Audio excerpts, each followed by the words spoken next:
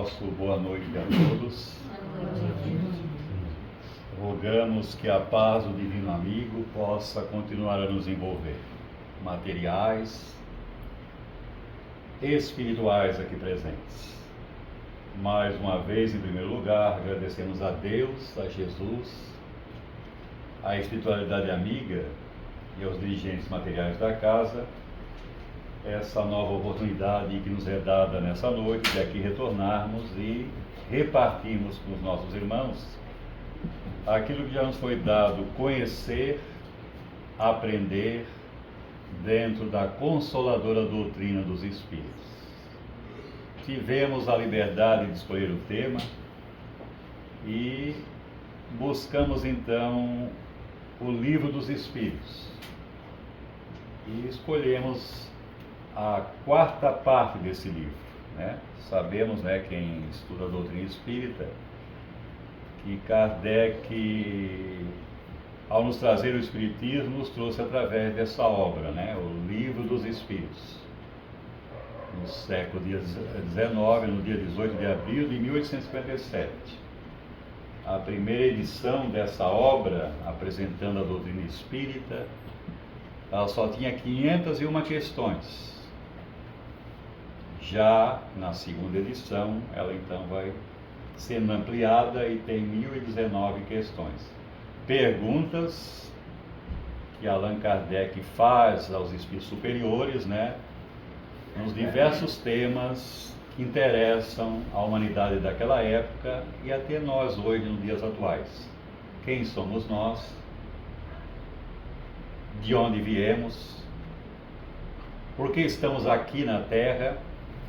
E a pergunta que temos muito interesse: para onde iremos quando findar o nosso tempo de permanência nesse mundo e no uso dessa veste física? Essa é a grande dúvida lá fora para muitas pessoas. O Espiritismo tem a resposta. E esse livro ele é dividido em 4 partes. E nessas 4 partes, nas questões que são levantadas por Kardec, ele então, no decorrer dos anos que vão se sucedendo, de 1857 até 1869, Kardec então vai conseguir produzir as 5 obras básicas da doutrina espírita. O Livro dos Espíritos, que tem 4 partes e que vão dar origem a 4 obras também. Depois do Livro dos Espíritos, Kardec traz o Livro dos Médiuns. Depois, o Evangelho segundo o Espiritismo. O Céu e o Inferno e a Gênesis. E eu escolhi a 4ª parte do Livro dos Espíritos, parte essa que trata das esperanças e consolações, que vai dar origem então a essa obra que eu citei, o Céu e o Inferno. Essa obra é de suma importância ao conhecimento de todo espírita, principalmente aqueles que têm dúvidas, que anseiam saber as respostas com relação à vida futura, a vida além do fenômeno da morte. Já nessa época, Kardec nos brinda com essa obra. E ele então tira muitas dúvidas. Mas no Livro dos Espíritos, nas Esperanças e Consolações, ele vai trazer algumas questões que também são de suma importância a todos nós. Questões estas que temos curiosidade e que ansiamos por saber as respostas. E é intitulado assim, o subtítulo: Felicidade e Infelicidade Relativas. A questão da felicidade é uma preocupação de todo ser humano. Se saíssemos agora e tivéssemos a oportunidade de bater em cada porta lá fora, nessa cidade que nos acolhe, e ao nos ser aberta a porta, perguntássemos à pessoa que ali reside, poderíamos ser nós o entrevistado: aqui mora a felicidade? E a gente raramente encontrar o sim. E por que será isso? Por que existe mais infelicidade do que felicidade na Terra? A doutrina nos diz que a resposta está no próprio planeta, na sua categoria, mundo de provas e expiações, mundo de dor e sofrimento, mundo considerado pela espiritualidade maior como uma escola, uma oficina, um hospital, onde todos nós, espíritos ligados ao planeta, aqui nos encontramos em processo de aprendizado, de evolução e, acima de tudo, de resgate dos nossos equívocos, dos nossos erros, das nossas quedas, principalmente de existências anteriores. Muitas das vezes da atual existência já estamos a resgatar. Muita dor e sofrimento, muita infelicidade que nos acomete agora, na atual existência, nem sempre são consequências do ontem, de existências anteriores. Às vezes já são colheita das nossas ações da atual existência. E basta ver, no trânsito, no processo da alimentação, nos excessos das bebidas, dos vícios, em que, tendo livre-arbítrio, o homem, então, desequilibra o seu próprio corpo na atual existência. E às vezes já é acometido por essa ou aquela mazela ou aquela enfermidade naquele órgão que é afetado pelo uso em excesso dessa medicação, dessa alimentação, causando então dor e infelicidade. Mas Kardec vai falar de felicidade e infelicidade relativas, e na questão 920 ele vai perguntar aos espíritos. Essa pergunta, ela vai ser sempre da humanidade, até que deixamos de ser mundo de provas e expiações. Aí então já teremos a resposta, e ela será, não vou dizer esquecida, mas já teremos a resposta com segurança. Essa questão foi feita no século XIX, mas poderia ser feito hoje, agora, aqui, e a resposta seria quase que a mesma que eu vou ler. Então a pergunta que Kardec faz aos espíritos é assim: o homem, toda a humanidade que habita o planeta Terra, o homem pode desfrutar na Terra de uma felicidade completa? Porque às vezes a gente reclama e diz assim: não sou feliz, a felicidade não foi feita para mim. E está lá no Evangelho essa afirmativa. E os Espíritos dizem que reclama na Terra todas as pessoas, independente da posição social que se encontre. Desde o homem que tem fortuna excessiva, até a mais miserável da criatura se sente infeliz. Isso prova que a felicidade ainda não pertence a esse mundo de provas e expiações. Mesmo porque na categoria de evolução dos planetas, vai chegar um momento que a Terra será considerada um mundo feliz. Estamos encaminhando para isso, mas ainda vai levar um bom tempo. Ainda vamos passar pela fase de regeneração. Aí sim, é a ponte que vai nos levar a um estágio de mundo feliz. Mas ainda está longe isso. Não vai ser agora, em 100 anos, 1000 anos. Ainda temos muito o que passar, muitos que vencer. Então a pergunta: o homem pode desfrutar na Terra de uma felicidade completa? Todos nós já podemos responder, pelo nosso conhecimento, por nós mesmos, pela vida que nós levamos, pelos obstáculos que enfrentamos, as dificuldades, as mazelas, as enfermidades. A resposta seria não, nós daríamos. E os Espíritos também respondem a Kardec: não. E não por quê? E eles respondem, não ficam só no não e para. Vão além, porque o objetivo do Espiritismo com filosofia é ampliar o nosso entendimento, a nossa compreensão desse tema de suma importância, que é a questão da felicidade e da infelicidade que atinge todo o ser humano. Não, porque a vida, olha só a resposta, porque a vida lhe foi dada como prova ou como expiação. Categoria do planeta, mundo de provas ou expiações. E nós sempre estamos nessa situação, ou estamos em prova ou em expiação. Todos estão em prova. Não há quem não esteja no planeta encarnado que não seja submetido a essa ou aquela prova.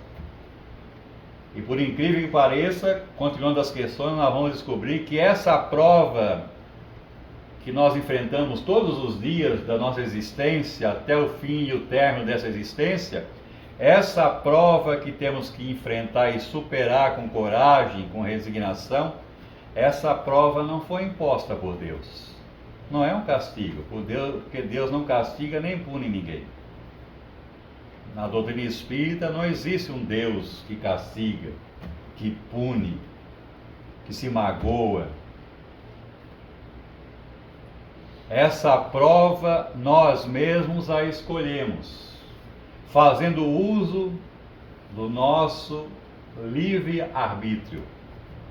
O nosso livre-arbítrio, temos muito mais acesso a ele fora do corpo antes de reencarnar. Aqui, quando estamos encarnados, temos o livre-arbítrio em tomar decisões, seguir esse ou aquele caminho, fazer isso ou aquilo.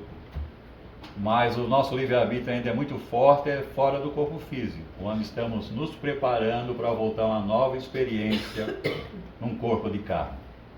É lá que, fazendo análise das nossas experiências passadas, da nossa última existência ou de outras existências que ficaram lá para trás, fazendo um apanhado de todos os acertos e desacertos, que são muito mais do que acertos, nós então decidimos e escolhemos a prova necessária para nos equilibrarmos com a lei divina. Feita a escolha, encarnamos no mundo de prova. Mas é um mundo de prova e também de expiação. E expiação sempre é dor, é sofrimento, é doenças que a medicina ainda não vai encontrar cura tão cedo. Ou se encontrar, surgirá outra imediatamente, substituindo aquela, porque essas dores incuráveis, essas doenças que a medicina luta para debelar, criando vacinas ou não, ou determinados procedimentos cirúrgicos, às vezes tem que ser protelada mesmo, que é um processo de o espírito resgatar o ontem através da dor, do sofrimento. Não castigo, mas é o retorno da sua colheita equivocada, quando, fazendo uso do seu livre-arbítrio, tomou decisões que causaram dor e sofrimento a si e também a seu semelhante. Por isso da resposta, não porque a vida lhe foi dada como prova e como expiação. Mas aí ele nos traz um consolo. Mas depende dele suavizar seus males e ser tão feliz quanto lhe seja possível sobre a terra. Então, apesar da dor, do sofrimento que atinge todo ser humano, independente da classe social que venha a pertencer, que às vezes nós que não temos essa fortuna, né, que às vezes vemos aí na televisão, nos meios de comunicações, e a gente achamos que essas pessoas que detêm milhões de dólares, de ouro, né, são bilionários, achamos que eles não têm sofrimento, não têm problemas, não têm doenças. Mas tem. Todos escolheram a prova. E quando eu falo em prova, escolhemos ou a prova da riqueza, olha só, ou a prova da miséria. Foi escolhida por nós. Ser milionário foi uma escolha do espírito no mundo espiritual. Nascer em situação de paupérrima, em ambiente miserável, de dificuldade, também foi uma escolha necessária ao nosso processo de evolução. Nós mesmos escolhemos, só que a gente não se lembra. E é tão natural isso que quando chega a Mega Sena do final do ano, todo mundo quer ficar milionário. E esqueceu que nós muitas vezes não pedimos para ser milionário, mas a gente não quer aceitar essa prova, né? E muitas vezes se revolta. E olha o que ele diz aqui então. Então depende de nós ser tão feliz quanto possível sobre a terra. Aí Kardec, na sua sabedoria, no seu entendimento, ampliando cada vez mais, né, esse tema, ele traz outra questão mais profunda ainda do que essa. E diz assim: compreende-se que o homem será feliz na Terra, então um dia nós seremos felizes, né? Quando a humanidade estiver transformada. Olha aí, quando vamos ser felizes? Quando a humanidade estiver transformada. Transformada em quê? Aí entra Jesus, no seu Evangelho, né? Quando vemos o outro como irmão. Quando não tiver mais diferenças de classes sociais. Quando não tiver mais fome e miséria à nossa volta. Quando nenhuma lágrima mais for derramada no planeta, porque todos têm o necessário, o suficiente para viver e ser feliz, a humanidade será transformada. Mas isso está longe ainda. Ainda o egoísmo e o orgulho é as duas chagas que cada vez dificulta mais esse processo de aprendizado e evolução. Então, por isso que ele diz assim: compreende-se que o homem será feliz na Terra quando a humanidade estiver transformada. Então, um dia este fato vai acontecer. Mas, enquanto isso não acontece, e vai demorar, como eu afirmo, né? Ele não pode desfrutar de uma felicidade relativa. Então a felicidade não existe na Terra, ela existe, mas a felicidade completa não existe. Toda a felicidade que o ser humano vem a ter na sua existência na Terra é relativa e é momentânea. Pode durar um dia, um mês, 2 anos, 5 anos, mas um dia essa subida ela nos traz de volta a enfrentar situações difíceis. Pode entrevistar qualquer pessoa que detém grandes riquezas. Ela tem problemas, ela tem dificuldades. Então essa felicidade é relativa. E ele diz assim: o homem é quase sempre, então existe, esse quase diz que existe situações em que não somos nós o causador dessa infelicidade. Aí entra a questão da expiação. O homem é quase sempre o responsável por sua própria infelicidade. E a gente costuma botar sempre a culpa no outro, na situação. O outro sempre é o causador do nosso desconforto, dos nossos problemas. Nunca somos nós. A gente sempre se acha perfeito, né? Então, praticando a lei de Deus, ele pode evitar muitos males e desfrutar de uma felicidade tão grande quanto permita a sua existência inferior. Então, somos infelizes porque a gente desobedece às leis divinas. E quem lê o Livro dos Espíritos sabe que essa quarta parte ela vem depois da terceira, que tratou das leis morais. Todo, né, um processo de entendimento, né, das virtudes que nós temos que desenvolver. E na questão 922, ele vai trazer aqui, eu digo aqui, né, eu sempre, essa questão, eu até criei, por ela, eu criei a fórmula da felicidade. Né? Até não, eu creio que não tem um quadro aqui assim que eu possa colocar, mas felicidade seria assim: o F é igual a PN mais CT mais FF. Essa é a fórmula da felicidade. E para que todos conheçam a fórmula da felicidade, então eu vou, né, destrinchar agora o processo. Mas veja só como essa felicidade é diferente da felicidade que a gente imagina. Porque geralmente a gente imagina, tem pessoas que a felicidade é trabalhar, faz parte do trabalho, é natural, todos temos que trabalhar, é uma lei de Deus, né? O trabalho é que... Diz que a melhor oração é a oração do trabalho. Olha só. Então tem pessoas que colocam toda a felicidade em adquirir posses, bens materiais. Para isso, estudo, trabalho, né? Dobram a carga horária e conseguem amealhar grande fortuna. A Terra está cheia de exemplos de pessoas assim. Tem pessoas que também determinam sua felicidade em outro ângulo. Então há vários ângulos que a pessoa se sente feliz atingindo aquele objetivo. É uma felicidade? É, mas é uma felicidade passageira e imaterial. Não será permanente. É temporária. Mas qual é a felicidade mesmo que a gente pode carregar conosco? E os Espíritos vão falando dessa questão aqui, vão dizer assim, ó. Kardec pergunta: a felicidade na Terra é relativa à posição que cada um ocupa. Isso é fácil de entender. Cada um estando satisfeito, né, conseguindo aquele seu objetivo, seja pequeno ou grande, sente-se realmente feliz, né? E cada um tem seu objetivo, uns mais, outros menos, né? Agora vem a elucidação. Aquilo que faz da felicidade de um, olha só a contradição. Aquilo que faz da felicidade de um pode fazer a infelicidade do outro. E a gente pode observar que muitas vezes é assim mesmo. A pessoa é feliz, mas em cima da desgraça, da dificuldade do outro. E até do sofrimento. Um exemplo assim grosseiro é real, é uma realidade que existe. Eu vou dar como exemplo, mas eu não devo estar errado. Por exemplo, funerária.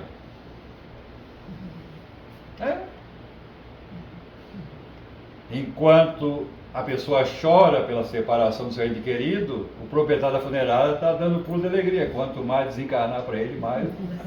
Não é assim? É real, isso é uma realidade. É um fato. Né? Então, vê que na Terra tem esses contrastes, né? Enquanto uns riem, outros choram, né? Que a gente fala.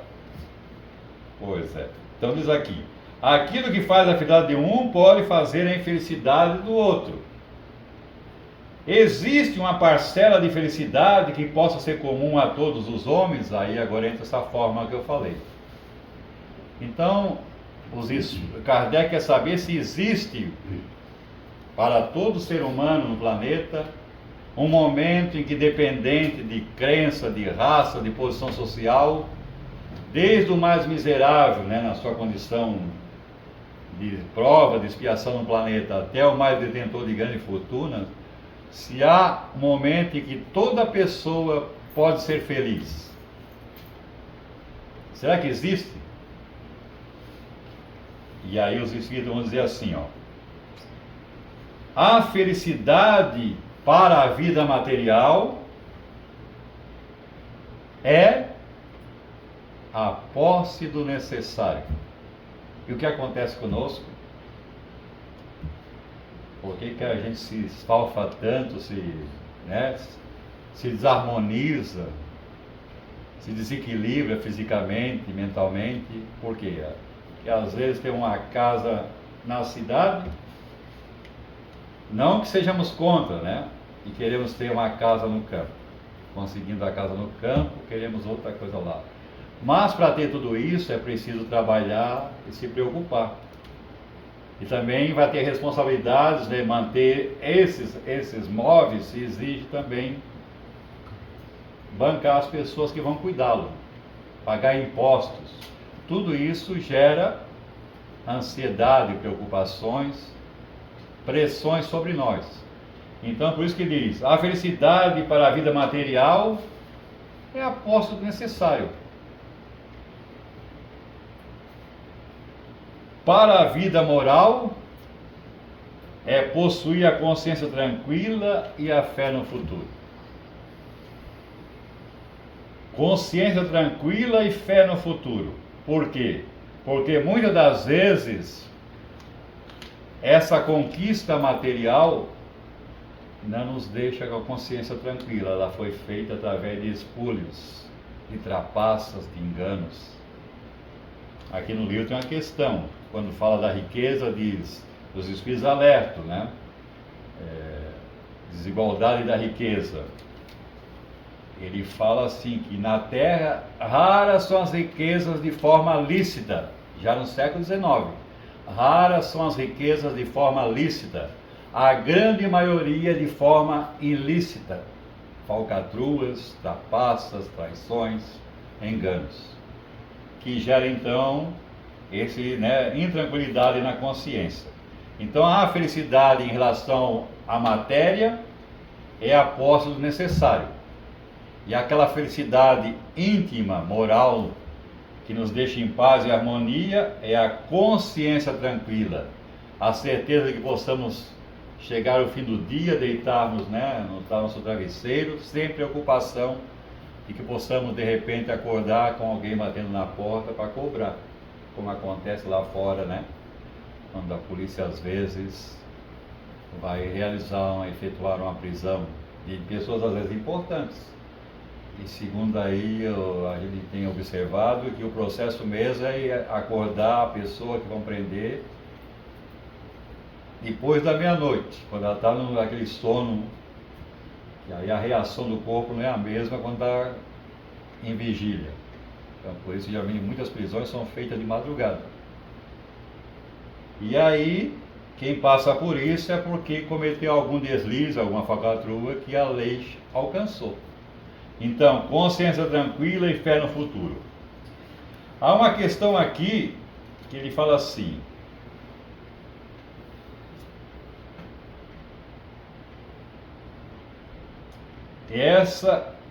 às vezes nós temos muita curiosidade em querer saber, e é o que mais acontece nesse mundo de provas e expiações, esse momento aqui que às vezes assim, mas como é que Deus permite isso? Será que está certo? Se Deus é tão bom, tão justo, por que acontece esse fato? Então Kardec, diante dessa questão também, ele leva aos espíritos e quer saber: por que Deus concede a fortuna a certos homens que parecem não merecê-la?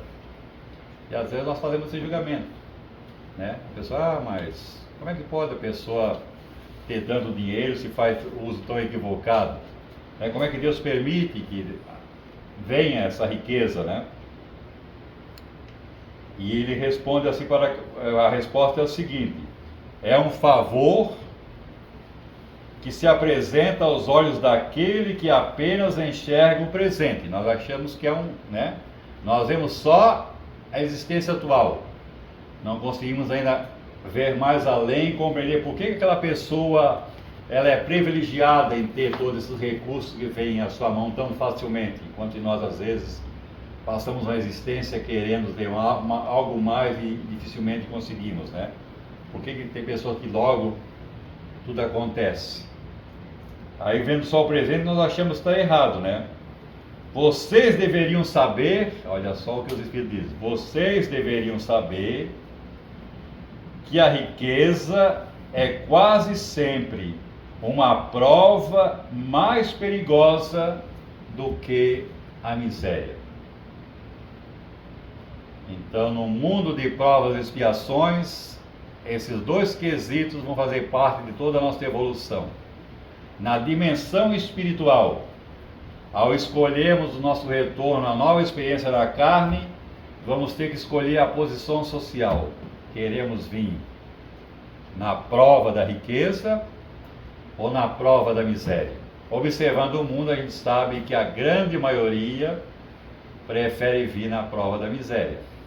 Não falo miséria de miséria no sentido que a gente dá para a palavra, né?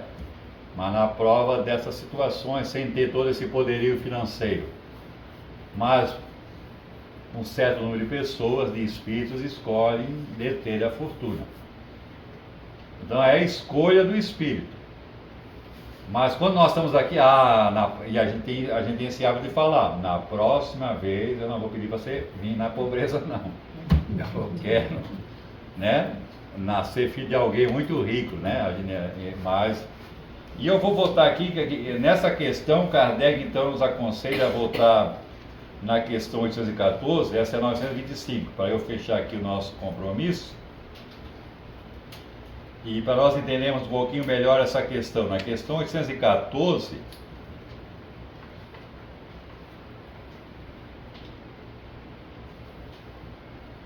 que trata provas da riqueza e da miséria. Questão 814, Kardec perguntou: por que Deus concedeu a riqueza e o poder Que riqueza é que sustenta o poder. Poder sem dinheiro é difícil. Existe, mas o dinheiro dá muito poder. Riqueza e poder a uns e miséria a outros. É Deus que concede. Por quê? Kardec quer saber. Porque Deus concedeu a riqueza e o poder a uns e a miséria a outros. E às vezes esse poder não é só uma questão da riqueza, não. O poder também do mando, do comando. Os espíritos que reencarnam na função de líder de países é o poder. O espírito trabalhou, se preparou para vir como governante de um país. Não só ele, outros também pediram a mesma prova.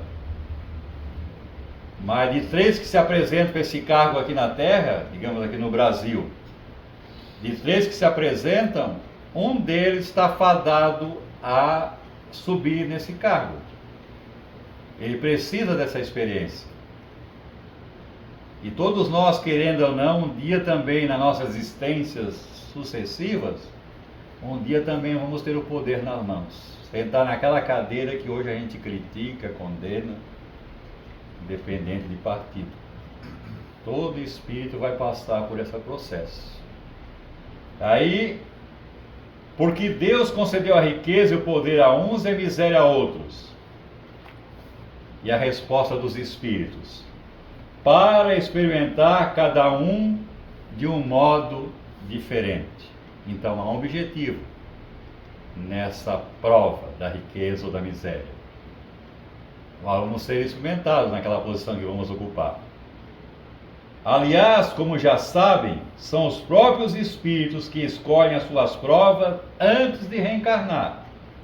E ao realizá-las, com frequência, fracassam. Tanto na riqueza como na miséria. Por quê? Porque a miséria nos leva, muitas das vezes, ao reclame, à revolta, à perda da fé. A gente se melinda facilmente, se magoa, se desespera, deserta daquele compromisso, às vezes busca no suicídio, fugir daquela miséria.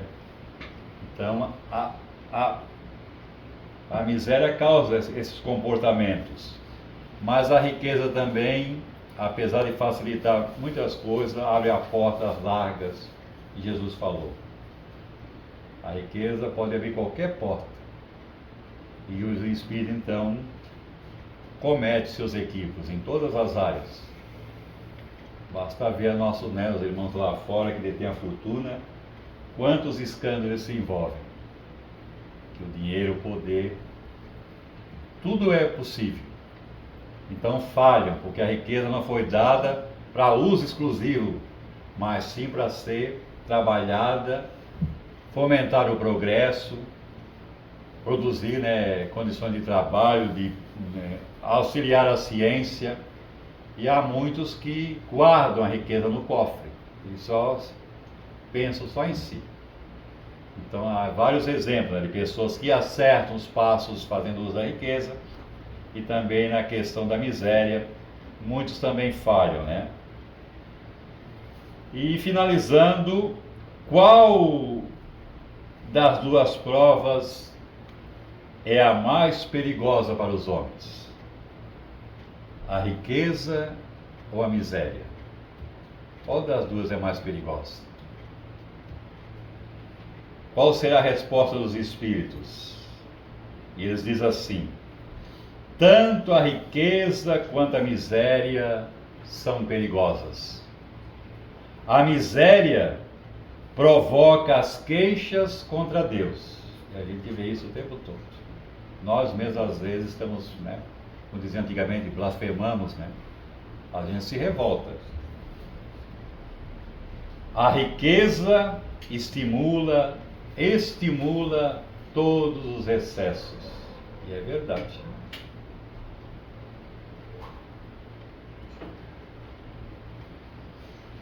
E finalizando, se o rico está sujeito a maiores tentações, não dispõe também de mais recursos para fazer o bem? A resposta seria lógica, sim, possui. Mas olha o que os Espíritos dizem. Sim, dispõe. Mas é justamente o que ele nem sempre faz. Porque torna-se egoísta, orgulhoso e insaciável. Suas necessidades aumentam com a riqueza. E ele julga nunca ter o suficiente para si mesmo. Vê que pesadelo é ser de ter grandes fortunas? A pessoa nunca acha que é o suficiente. Cada vez quer mais. E quando desencarna, não leva um centavo. É isso que é o difícil. Por isso que no céu e inferno, Kardec, ao entabular conversa com espíritos nessas condições, ouve deles o seu desabafo de que deteram tanto poder, tanta riqueza, e se encontram abaixo da menor criatura do planeta. Então eu vos agradeço a atenção, o carinho, os pensamentos positivos. Vos convido a que busquem conhecer as obras básicas, né? O espírita deve estudar as obras básicas. São 5 obras e bem poucos às vezes conhecem todas elas. A maioria só lê só o livro dos Espíritos ou o Evangelho. Mas as outras obras são essenciais para o nosso conhecimento, para o nosso aprendizado. Então agradeço e que a paz do Mestre possa permanecer com todos. Muito obrigado.